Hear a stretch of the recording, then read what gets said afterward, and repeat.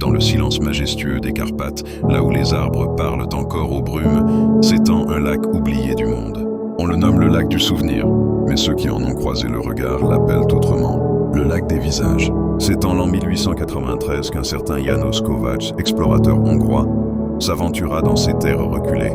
Il cherchait des cartographies anciennes, mais trouva bien plus que ce qu'il osait imaginer. Au détour d'un sentier noyé dans la mousse, il découvrit un lac parfait, aussi rond qu'un œil, aussi calme qu'une respiration endormie. Ce qui le troubla d'abord fut l'étrange limpidité de l'eau. On distinguait les moindres pierres, les algues figées comme dans un songe. Mais ce qui le glaça d'effroi, ce fut le visage qu'il aperçut, immobile au fond du lac, son propre visage. Il ne s'agissait pas d'un simple reflet. Le regard semblait venir du dedans, et non de la surface. Un masque figé dans les profondeurs. János revint le lendemain. Et le jour suivant encore, le visage demeurait là, inaltéré, comme s'il avait été gravé dans l'eau. Au fil des décennies, les témoignages se multiplièrent.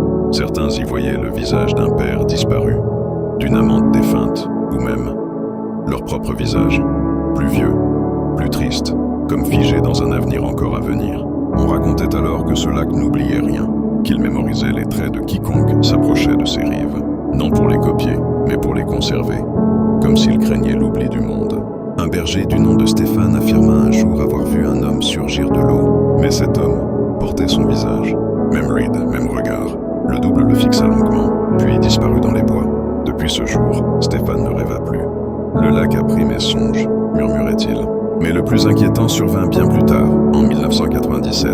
Une neuroscientifique, Elena Bratianu, curieuse des récits anciens, installa une caméra face au lac, déterminée à saisir l'invisible.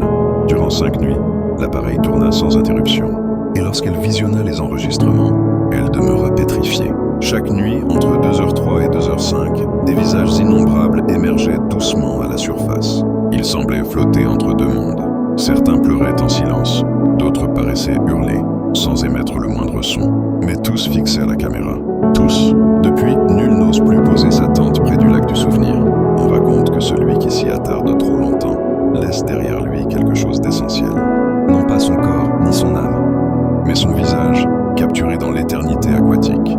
Et si un jour, vous retournez là-bas, vous le verrez peut-être, sous la surface, votre visage, immobile, silencieux, mais éveillé, et en train de vous regarder revenir.